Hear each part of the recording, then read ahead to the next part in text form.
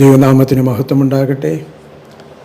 ഒരു പ്രാവശ്യം കൂടെ തിരുവചനവുമായി നിങ്ങളുടെ മുമ്പാകെ ആയിരിക്കുവാൻ ദൈവം നൽകിയ അനുവാദത്തോട് ഞാൻ ദൈവത്തിന് സ്തോത്രം അർപ്പിക്കുന്നു.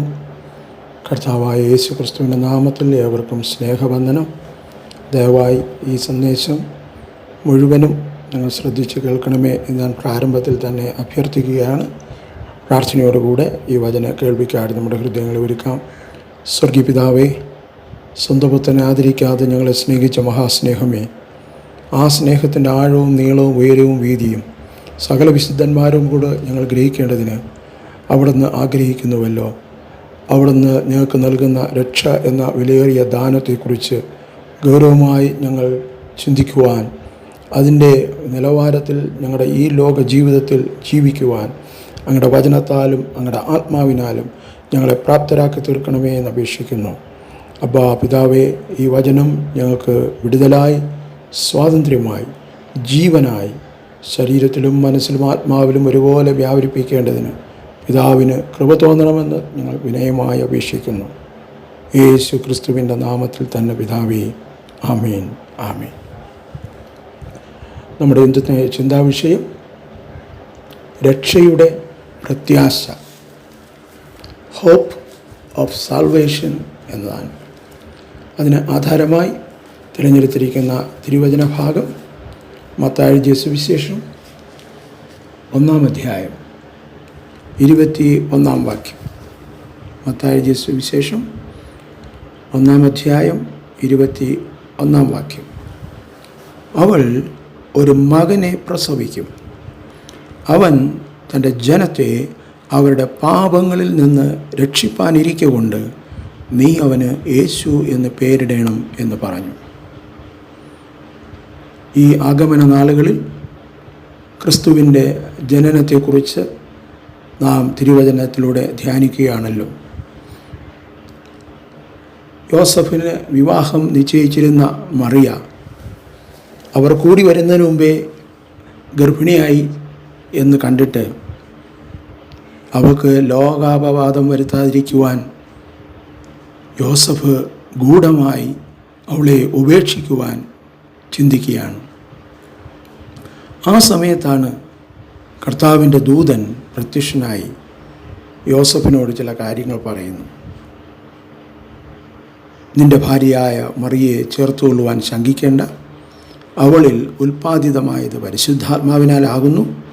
അവൾ ഒരു മകനെ പ്രസവിക്കും, അവൻ തൻ്റെ ജനത്തെ അവരുടെ പാപങ്ങളിൽ നിന്ന് രക്ഷിപ്പാനിരിക്കൊണ്ട് നീ അവന് യേശു എന്ന് പേരിടണം.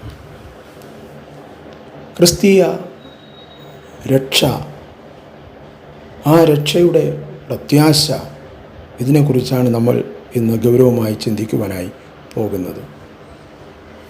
എന്തിനാണ് ക്രിസ്തു ജനിച്ചത്? ജനത്തെ അവരുടെ പാപങ്ങളിൽ നിന്ന് രക്ഷിക്കുവാൻ. രക്ഷിക്കപ്പെട്ടതാണോ? നമ്മൾ പലരും കേട്ടിട്ടുള്ളൊരു ചോദ്യമാണ്. ഒരുപക്ഷെ നമ്മിൽ ചിലരെങ്കിലും മറ്റുള്ളവരോട് ചോദിച്ചിരിക്കാനും സാധ്യതയുണ്ട്, നിങ്ങൾ രക്ഷിക്കപ്പെട്ടതാണോ? എന്നാൽ പൊതുവെ പാരമ്പര്യ സഭകൾ ഈ ചോദ്യത്തെ വളരെ പരിഹാസത്തോടുകൂടെയാണ് വീക്ഷിക്കുന്നത്. അതുകൊണ്ട് തന്നെ ഈ വിഷയത്തിൻ്റെ ഗൗരവത്തെ ബോധ്യപ്പെടുത്തണമെന്ന് ദൈവത്തിൻ്റെ ആത്മാവ് എൻ്റെ ഉള്ളിൽ ഹേമിച്ചതുകൊണ്ടാണ് ഞാൻ ഈ വിഷയം ഇന്ന് കൈകാര്യം ചെയ്യുന്നത്. ക്രിസ്തു ജനിച്ചത് ജനത്തെ അവരുടെ പാപങ്ങളിൽ നിന്ന് രക്ഷിക്കുവാനാണ്, സർവ ജനത്തെയും. അതുകൊണ്ടാണ് ക്രിസ്തുവിൻ്റെ ജനസമയത്ത് ദൂതൻ പറഞ്ഞത്, സർവജനത്തിനും ഉണ്ടാകുവാനുള്ള മഹാസന്തോഷം ഞാൻ നിങ്ങളോട് സുവിശേഷിക്കുന്നു. രക്ഷ എന്നതിന് എബ്രായ പദത്തിൽ യേഷാഹ്, യേഷ എന്നീ വാക്കുകളാണ് ഉപയോഗിച്ചിരിക്കുന്നത്, എബ്രായ പദങ്ങൾ. ഗ്രീക്കിൽ സൊട്ടേറിയ എന്ന വാക്ക് ഉപയോഗിച്ചിരിക്കുന്നു. ഇതിൻ്റെ അർത്ഥം വിശാലതയിലാക്കുക, സ്വതന്ത്രമാക്കുക, വിടുവിക്കുക എന്നുള്ളതെല്ലാമാണ്. ആധുനിക മലയാളത്തിൽ വിമോചനം വിമോചിപ്പിക്കുക എന്നും ഉപയോഗിക്കുന്നു. എന്താണ് യഥാർത്ഥ വിമോചനം? എന്താണ് യഥാർത്ഥ സ്വാതന്ത്ര്യം? എന്താണ് യഥാർത്ഥ വിശാലത? യേശുവിൻ്റെ ശുശ്രൂഷ വേളയിൽ തന്നിൽ വിശ്വസിച്ച യഹൂദന്മാരോട് യേശു ഇപ്രകാരം പറഞ്ഞു. യോഹന്നാൻ തൻ്റെ സുവിശേഷത്തിൽ 8-ാം അധ്യായം 31-ാം വാക്യത്തിൽ നമ്മളിങ്ങനെ വായിക്കുന്നു. തന്നിൽ വിശ്വസിച്ച യഹൂദന്മാരോട് യേശു, എൻ്റെ വചനത്തിൽ നിലനിൽക്കുന്നു എങ്കിൽ നിങ്ങൾ വാസ്തവമായി എൻ്റെ ശിഷ്യന്മാരായി സത്യം അറിയുകയും സത്യം നിങ്ങളെ സ്വതന്ത്രമാക്കുകയും ചെയ്യുമെന്ന് പറഞ്ഞു. എന്താണ് രക്ഷ അഥവാ യേശ സറ്റേറിയ സ്വാതന്ത്ര്യം? യേശു ഇവിടെ പറയുകയാണ്, തന്നിൽ വിശ്വസിച്ച യഹൂദന്മാരോട് സത്യം അറിയുമ്പോൾ സത്യം നിങ്ങളെ സ്വതന്ത്രമാക്കും. അതുകൊണ്ട് നിങ്ങൾ എൻ്റെ വചനത്തിൽ നിലനിൽക്കണം. സ്വാതന്ത്ര്യം എല്ലാവരും ആഗ്രഹിക്കുന്ന ഒന്നാണ്. എന്നാൽ ഇവിടെ തന്നിൽ വിശ്വസിച്ച യഹൂദന്മാരുടെ പ്രതികരണം വളരെ ശ്രദ്ധേയമാണ്. അവർ പറയുകയാണ്, ഞങ്ങൾ അബ്രഹാമിൻ്റെ മക്കളാണ്, ഞങ്ങൾ ആർക്കും ദാസന്മാരായിരുന്നിട്ടില്ല, അടിമകളായിരുന്നിട്ടില്ല, പിന്നെ ഞങ്ങൾ സ്വതന്ത്രമാകുമെന്ന് പറയുന്നത് എങ്ങനെ? യേശു അവരോട് വളരെ വ്യക്തമായി സംസാരിക്കാൻ തുടങ്ങി. പാപം ചെയ്യുന്നവനെല്ലാം പാപത്തിൻ്റെ ദാസനാണ്. ദാസൻ എന്നേക്കും വീട്ടിൽ വസിക്കുന്നില്ല, പുത്രനോ എന്നേക്കും വസിക്കുന്നു. പുത്രൻ നിങ്ങൾക്ക് സ്വാതന്ത്ര്യം വരുത്തിയാൽ നിങ്ങൾ സാക്ഷാൽ സ്വതന്ത്രരാകും. ഇത് കേട്ടപ്പോൾ അവർക്ക് കോപമുണ്ടായി. യേശുവിനെ മോശം വാർത്തകൾ പറഞ്ഞു. നിൻ്റെ അമ്മ ആരെന്നറിയത്തില്ല, നിൻ്റെ അപ്പൻ ആരെന്നറിയത്തില്ല, നീ തന്നെ ദൈവമാക്കുകയാണ്, ഞങ്ങൾ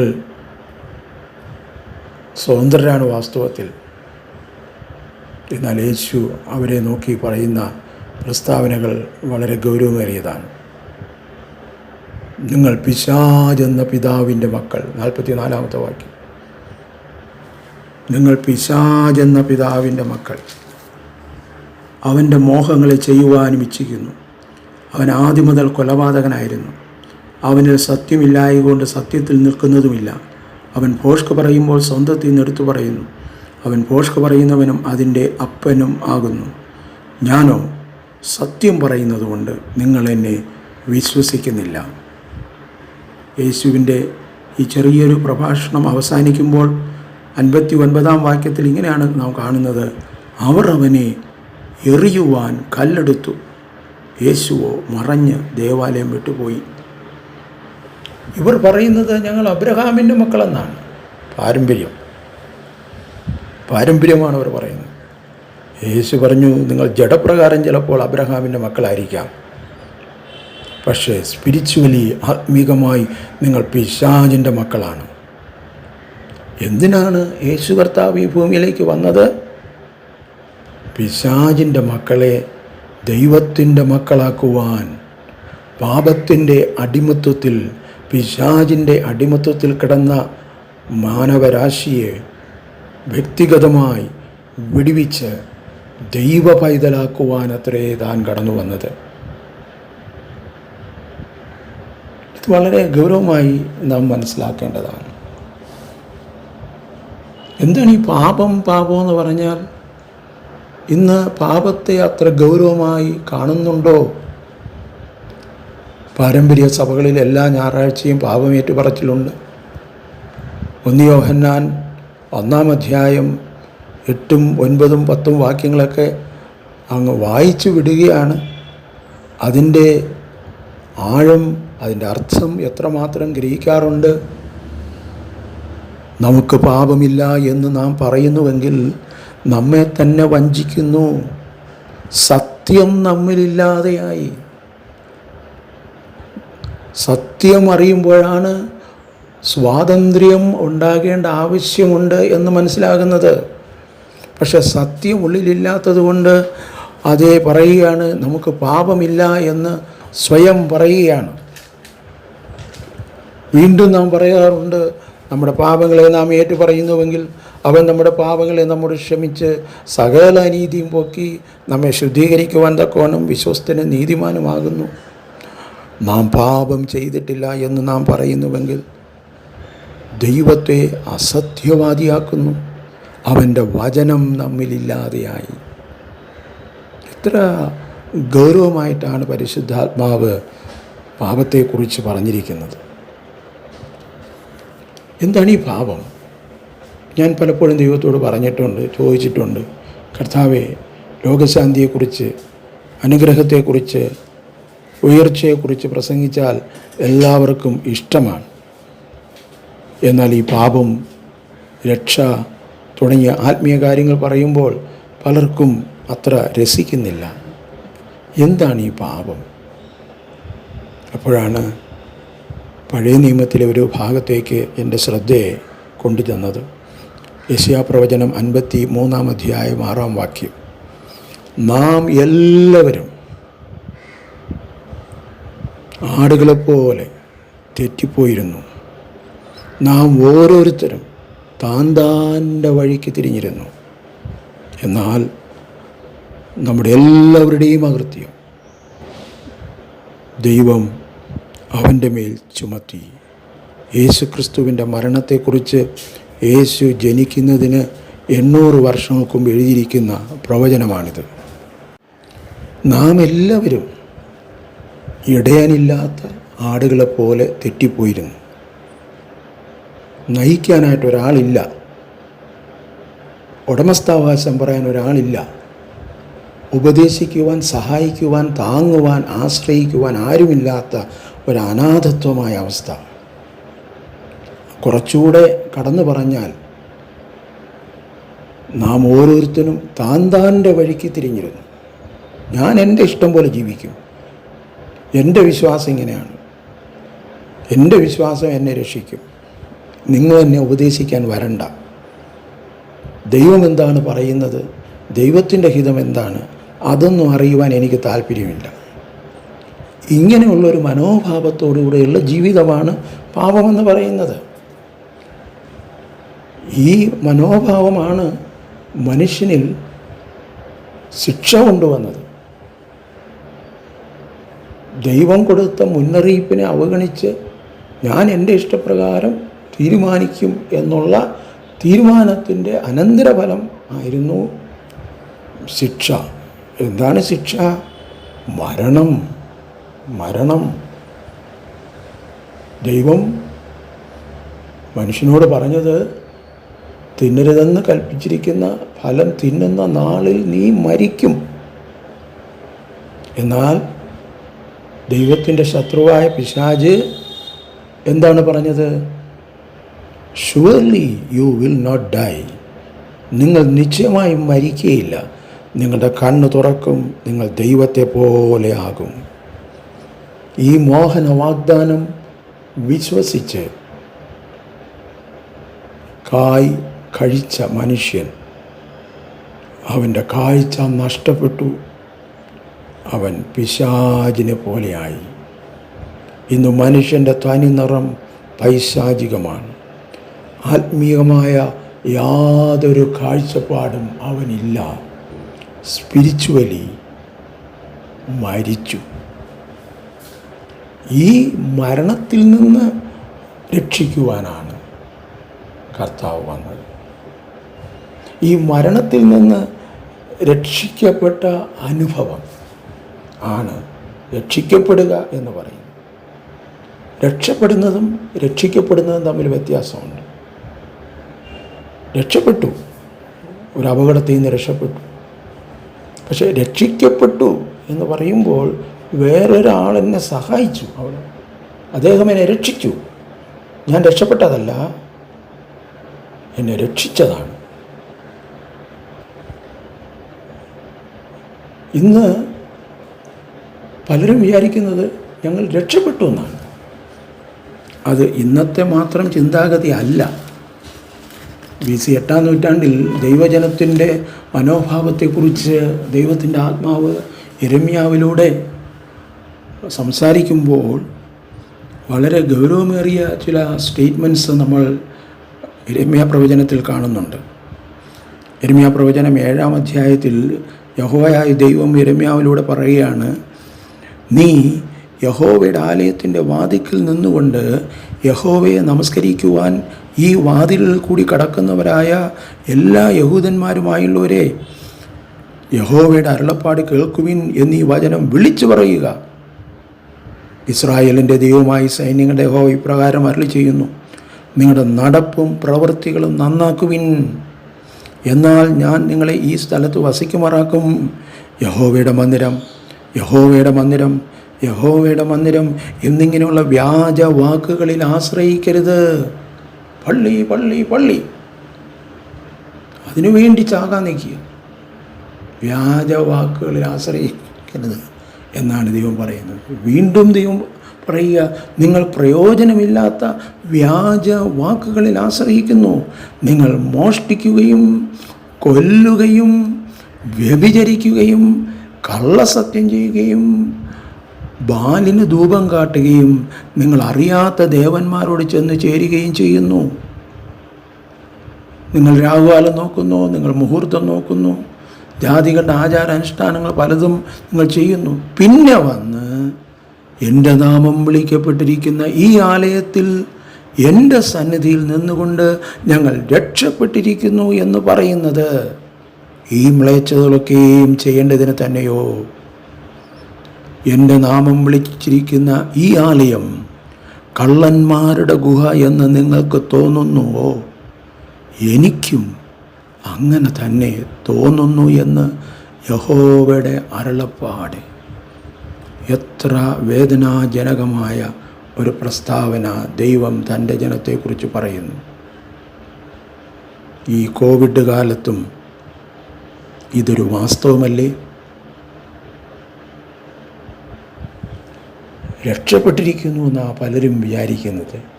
രക്ഷിക്കപ്പെട്ടോ എന്ന് ചോദിക്കുമ്പോൾ പരിഹസിക്കുന്നു.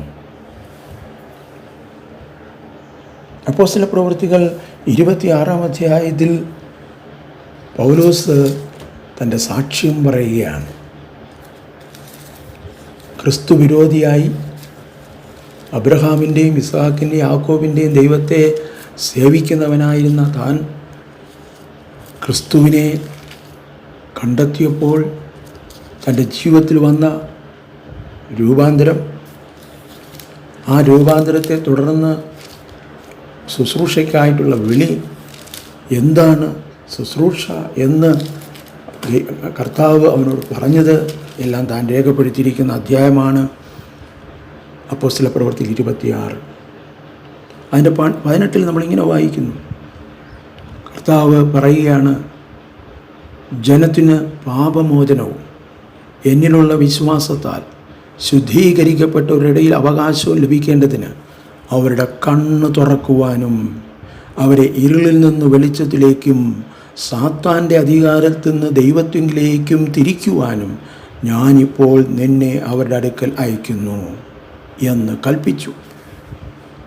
നോക്കുക, രക്ഷിക്കപ്പെടുക എന്ന് പറയുന്നതിൽ ഈ കാര്യങ്ങളെല്ലാം അടങ്ങിയിരിക്കുക. കണ്ണ് തുറക്കപ്പെടുന്നു, ഇരുട്ടിൽ നിന്ന് വെളിച്ചത്തിലേക്ക് വരുന്നു, അതായത് സാത്താൻ്റെ അധികാരത്തിൽ നിന്ന് ദൈവത്തിലേക്ക് തിരിയുന്നു. അതാണ് പത്രോസ് പറയുന്നത്, അന്ധകാരത്തിൽ നിന്ന് തൻ്റെ അത്ഭുത പ്രകാശത്തിലേക്ക് വിളിച്ചവൻ്റെ സൽഗുണങ്ങളെ ഘോഷിക്കുവാൻ തക്കവണ്ണം തിരഞ്ഞെടുക്കപ്പെട്ട ജാതി, രാജകീയ പുരോഹിത വർഗം. ഇതാണ് ദൈവത്തിൻ്റെ മക്കൾ. കൊലോസ്യർക്ക് ലേഖനം 1-ാം അധ്യായം 12-13 വാക്യങ്ങളിൽ നാം ഇങ്ങനെ കാണുന്നു. അപ്പോസ്തലനായ പൗലോസ് കൊലോസ്യർക്ക് എഴുതിയിരിക്കുക, കൊലോസ്യർ 1:12-13. വിശുദ്ധന്മാർക്ക് വെളിച്ചത്തിലുള്ള അവകാശത്തിനായി നമ്മെ പ്രാപ്തന്മാരാക്കുകയും നമ്മെ ഇരുട്ടിൻ്റെ അധികാരത്തിൽ നിന്ന് വിടുവിച്ച് സ്നേഹസ്വരൂപനായ പുത്രൻ്റെ രാജ്യത്തിലാക്കി വെച്ച പിതാവിന് സന്തോഷത്തോടെ സ്തോത്രം ചെയ്യുന്നവരാകണമെന്നും ഞാൻ അപേക്ഷിക്കുന്നു. ഒരു രക്ഷിക്കപ്പെട്ട വ്യക്തി ഈ വാക്യം കേൾക്കുമ്പോൾ അവൻ്റെ ഉള്ളിൽ നിന്ന് സ്വാഭാവികമായി സ്തോത്രം എന്ന വാക്ക് വരും. അതേ, വിശുദ്ധന്മാർക്ക് വെളിച്ചത്തുള്ള അവകാശത്തിനായി അവിടെ തന്നെ പ്രാപ്തനാക്കി. ഇരുട്ടിൻ്റെ അധികാരത്തിൽ നിന്ന് അവനെന്നെ വിടുവിച്ചു. സ്നേഹസ്വരൂപനായ പുത്രൻ്റെ രാജ്യത്തിലാക്കി വെച്ചു. സ്തോത്രം, സ്തോത്രം. 1 തെസ്സലോനിക്കർ 1-ാം അധ്യായത്തിൽ അപ്പോസ്തലനായ പൗലോസ് തെസ്സലോനിക്ക സഭയ്ക്ക് എഴുതുമ്പോൾ 9-ാം വാക്യത്തിൽ ഇങ്ങനെ എഴുതിയിരിക്കുന്നു: ജീവനുള്ള സത്യദൈവത്തെ സേവിക്കുവാനും ദൈവം മരിച്ചവിടെ നിന്ന് ഉയർപ്പിച്ച തൻ്റെ പുത്രനും വരുവാനുള്ള കോപത്തിൽ നമ്മെ വിടുവിക്കുന്നവനുമായ യേശു സ്വർഗത്തിൽ നിന്ന് വരുന്നത് കാത്തിരിക്കുവാനും നിങ്ങൾ വിഗ്രഹങ്ങളെ വിട്ട് ദൈവത്വത്തിലേക്ക് എങ്ങനെ തിരിഞ്ഞുവെന്നും അവർ തന്നെ പറയുന്നു. വരുവാനുള്ള കോപത്തിൽ നിന്നുള്ള വിടുതൽ, സ്വാതന്ത്ര്യം, ഇതാണ് വേദപുസ്തകം അർത്ഥമാക്കുന്നത്. അല്ലാതെ ഭൗമികമായ ചില വിടുതലുകളല്ല, ജാതി വ്യവസ്ഥയിൽ നിന്നുള്ള വിടുതലല്ല, ഭൗമികമായ അടിച്ചമർത്തിൽ നിന്നുള്ള വിടുതലല്ല, ആത്മീകമായ വിടുതലാണ്. ലൂക്കോസ് എഴുതിയ സുവിശേഷം 13-ാം അധ്യായത്തിൽ 25 മുതലുള്ള വാക്യങ്ങളിൽ നാം വായിക്കുമ്പോൾ ഒരു മനുഷ്യൻ വന്ന് യേശുവിനോട് ചോദിക്കുക, അദ്ദേഹത്തിൻ്റെ പേരൊന്നും അവിടെ എഴുതിയിട്ടില്ല, കർത്താവേ, രക്ഷിക്കപ്പെടുന്നവർ ചുരുക്കമോ? ഒരു സിമ്പിൾ ചോദ്യമാണ്, പക്ഷേ അതിൻ്റെ ആൻസർ കർത്താവ് വളരെ വിശാലമായിട്ടാണ് പറഞ്ഞത്. കർത്താവ് പറയുകയാണ്, ഇടുക്കുവാതിലൂടെ കടപ്പാൻ പോരാടുവിൻ. പലരും കടപ്പാൻ നോക്കും, കഴിയുകയില്ല താനും. ചിലർ പറയാറുണ്ട്, ദൈവത്തിൻ്റെ ഡിക്ഷണറിയിൽ ഇംപോസിബിൾ എന്ന വാക്കില്ല. എന്നാൽ ഇവിടെ കർത്താവ് പറയുകയാണ്, ഇംപോസിബിൾ. പലരും പോരാടാതെ കടപ്പാൻ നോക്കും, ഇംപോസിബിൾ, കഴിയത്തില്ല. അവർക്ക് മനസ്സിലാകാൻ വേണ്ടി വീണ്ടും അത് എക്സ്പ്ലെയിൻ ചെയ്യുകയാണ്. വീട്ടുടയവൻ വാതിലടച്ച ശേഷം ചിലർ പുറത്തു വന്ന് നിന്നുകൊണ്ട് മുട്ടിത്തുടങ്ങും, കർത്താവേ, ഞങ്ങൾക്ക് തുറന്നു തരണമേ, ഞങ്ങൾക്ക് തുറന്നു തരണമേ. അപ്പോൾ അകത്തുനിന്നൊരു മറുപടി, നിങ്ങളാരെന്ന് ഞാൻ അറിയുന്നില്ല. ഉടനെ തന്നെ പുറത്തു നിന്നുള്ള മറുപടി, കർത്താവേ, നീ ഞങ്ങളുടെ തെരുക്കളിൽ പഠിപ്പിച്ചിട്ടുണ്ട്, നിൻ്റെ മുമ്പിൽ ഞങ്ങൾ തിന്നുകയും കുടിക്കുകയും ചെയ്തിട്ടുണ്ട്. പരിചയപ്പെടുത്താൻ ശ്രമിക്കുക. കർത്താവ് അവർക്ക് തുറന്നു കൊടുത്തതായിട്ട് അവിടെ രേഖപ്പെടുത്തിയിട്ടില്ല. ദൈവം വാഗ്ദത്തങ്ങൾ വിശ്വസ്തനാണ്. മുട്ടുവിൻ എന്നാൽ തുറക്കും. വാഗ്ദത്തങ്ങൾ വിശ്വസ്തനെ, വാക്കു മാറാത്തവനെ, മുട്ടുവിൻ തുറക്കാമെന്ന് പറഞ്ഞവനെ, യേശുവിൻ്റെ നാമത്തിൽ തുറക്കട്ടെ എന്ന് പറഞ്ഞാൽ തുറക്കാത്ത ഒരു സമയമുണ്ട്. യേശുവിനിൽ നിന്ന് നേരിട്ട് പഠിച്ചവർ, യേശുവിനോടൊപ്പം തിന്നു കുടിച്ചവർ ഇപ്പോൾ വെളിയിലായിരിക്കുകയാണ്. ഇപ്രാവശ്യത്തെ തദ്ദേശീയ തിരഞ്ഞെടുപ്പിൽ ഇലക്ഷൻ കമ്മീഷണർക്ക് വോട്ടില്ലാതെയായി. അദ്ദേഹം വിചാരിച്ചത് നിയമസഭാ തിരഞ്ഞെടുപ്പ് വോട്ടേഴ്സ് ലിസ്റ്റിൽ എൻ്റെ പേരുണ്ടല്ലോ, അതുകൊണ്ട് തദ്ദേശീയ വോട്ടേഴ്സ് ലിസ്റ്റിലും പേര് കാണുമെന്ന്. അദ്ദേഹത്തിന് ചെയ്യാൻ കഴിഞ്ഞില്ല. കേരള സംസ്ഥാനത്തിൻ്റെ DGPക്ക് വോട്ട് ചെയ്യാൻ കഴിഞ്ഞില്ല, അദ്ദേഹത്തിൻ്റെ പേര് ലിസ്റ്റില്ല. പലരും വിചാരിക്കുന്നത് ജീവൻ്റെ പുസ്തകത്തിൽ എൻ്റെ പേര് കാണുമെന്നൊക്കെയാണ്. ഉണ്ടോ എന്ന് ചെക്ക് ചെയ്തിട്ടൊന്നുമില്ല. വിശ്വാസമുണ്ട്, പക്ഷേ ആ ഉണ്ടെന്നുള്ളതിൻ്റെ സന്തോഷം ഉള്ളിൽ ഉണ്ടോ? അതെല്ലാം എല്ലാം വിശ്വാസം, അതല്ലേ എല്ലാം. കർത്താവ് വളരെ വ്യക്തമായി പറഞ്ഞു, ഞാൻ ആരെയാണ് അറിയുന്നത് എന്ന് പറയുന്നത്. യോഹന്നാൻ എഴുതിയ സുവിശേഷം 10-ാം അധ്യായം 26-ാം വാക്യത്തിൽ 3 കാര്യങ്ങളോടെ പറയുന്നുണ്ട്. എൻ്റെ ആടുകൾ എൻ്റെ ശബ്ദം കേൾക്കുന്നു അഥവാ അനുസരിക്കുന്നു. ഞാൻ അവയെ അറിയുന്നു, അവ എന്നെ അനുഗമിക്കുന്നു. വാസ്തവത്തിൽ ദൈവത്തിൻ്റെ മക്കളാണെങ്കിൽ അവർ ദൈവത്തിൻ്റെ വചനം അനുസരിക്കും. ഈ ദുഷ്ടലോകത്തിൽ പരിഹാസികളുടെ നടുവിൽ ആത്മീയ കാര്യങ്ങളെ പരിഹസിക്കുന്നതിൻ്റെ നടുവിൽ ദൈവമക്കളായി ജീവിക്കുന്നവരെ ദൈവത്തിന് അറിയാം. മാത്രമല്ല, ദൈവമക്കൾ വെറും വിശ്വാസികളല്ല, തന്നെത്താൻ നിശ്ചയിച്ച് നാൾതോറും തൻ്റെ ക്രൂശെടുത്തുകൊണ്ട് യേശുവിനെ അനുഗമിക്കുന്നവരാണ്. അവർ വാതിലടയ്ക്കുന്നതിന് മുമ്പേ അകത്ത് പ്രവേശിച്ചിരിക്കും. കാരണം അവർ ഞായറാഴ്ച വന്ന് ഞങ്ങൾ കാണാതെ പോയ ആടുകളെപ്പോലെ തെറ്റിപ്പോയിരിക്കുന്നു എന്ന് പറയുന്നവരല്ല, ഡെയിലി കർത്താവിനെ അനുഗമിക്കുന്ന ആടുകളാണ്. പാപത്തിൻ്റെ ശമ്പളം മരണം. ദൈവത്തിൻ്റെ കൃപാവരമോ നമ്മുടെ കർത്താവായ യേശു ക്രിസ്തുവിൽ നിത്യജീവൻ തന്നെ. ഇവിടെയാണ് രക്ഷയുടെ പ്രത്യാശയെക്കുറിച്ച് നാം മനസ്സിലാക്കേണ്ടത്. രക്ഷ എന്ന് പറയുന്നത് 3 ഘട്ടങ്ങളിൽ നാം മനസ്സിലാക്കണം.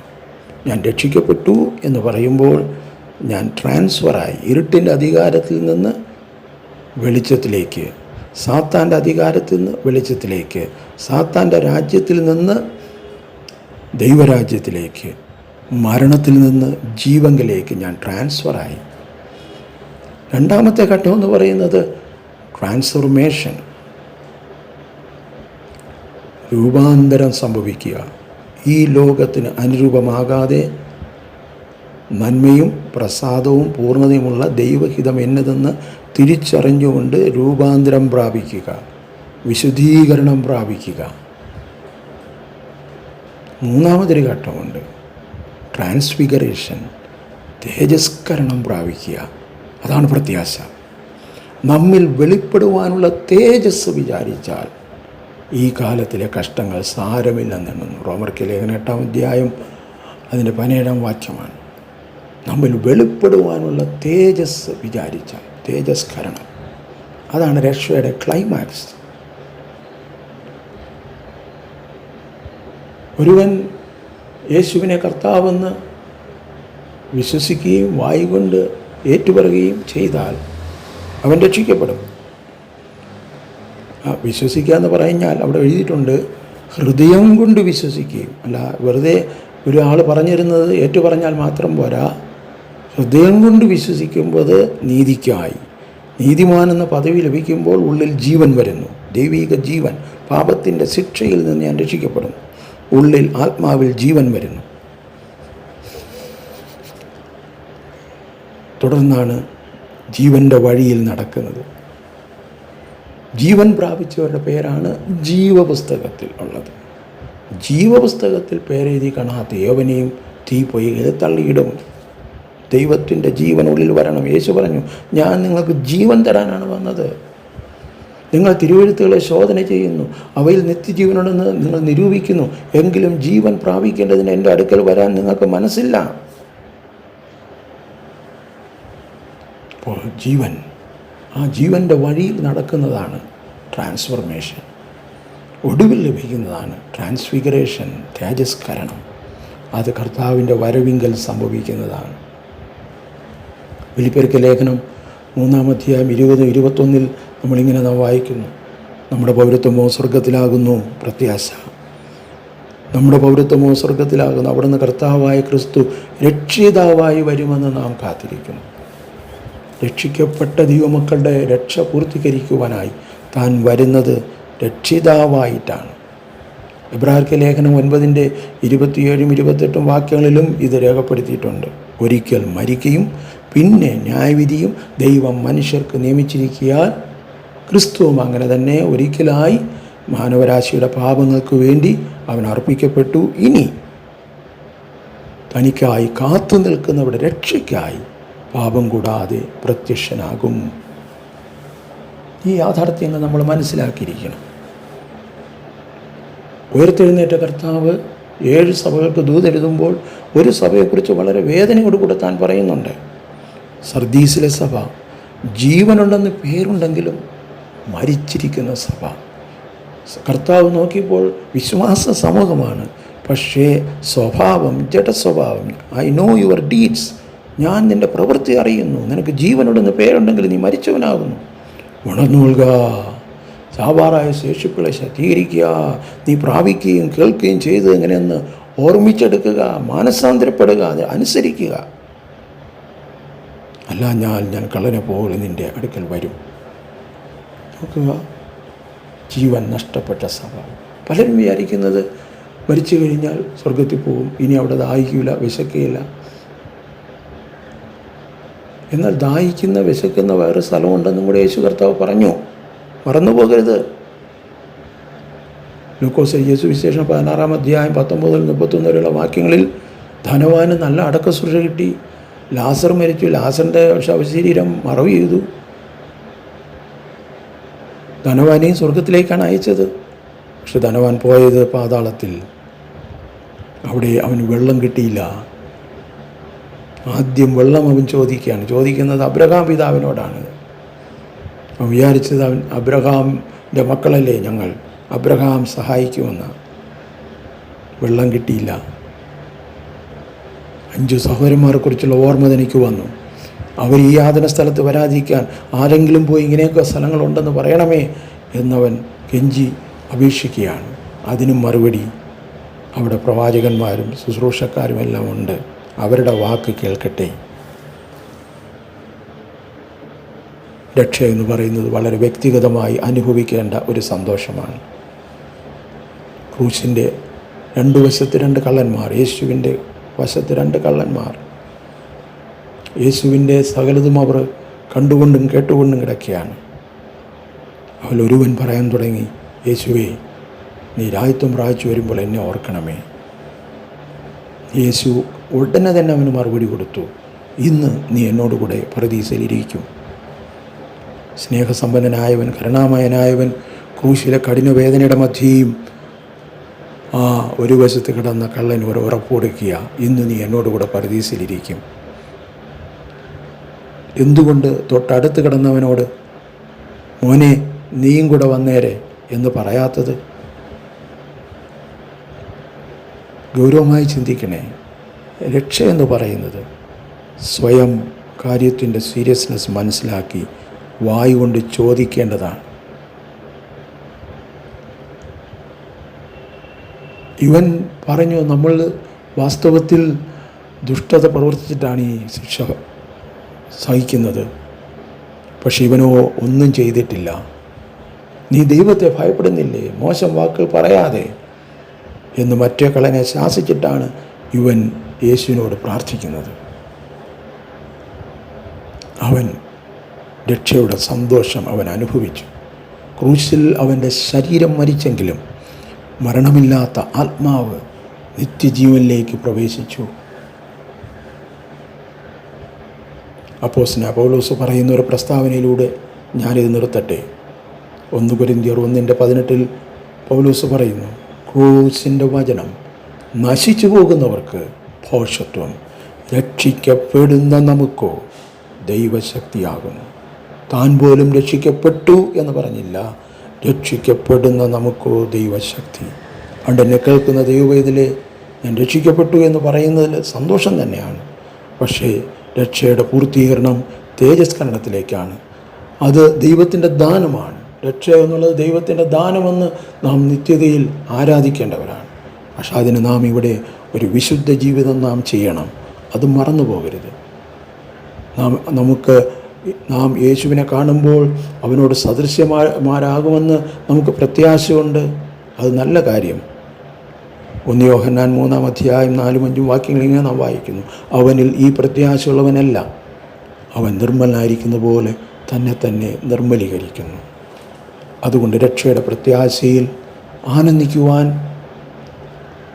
അത് പ്രാപിക്കത്തക്കവണ്ണം പാപത്തോട് പോരാടി ഈ ലോകത്തിൽ ഒരു ജയജീവൻ ചെയ്യുവാൻ ദൈവം തൻ്റെ വചനത്താലും പരിശുദ്ധാത്മാവിനും നമ്മെ സഹായിക്കട്ടെ. ആമേൻ, ആമേൻ.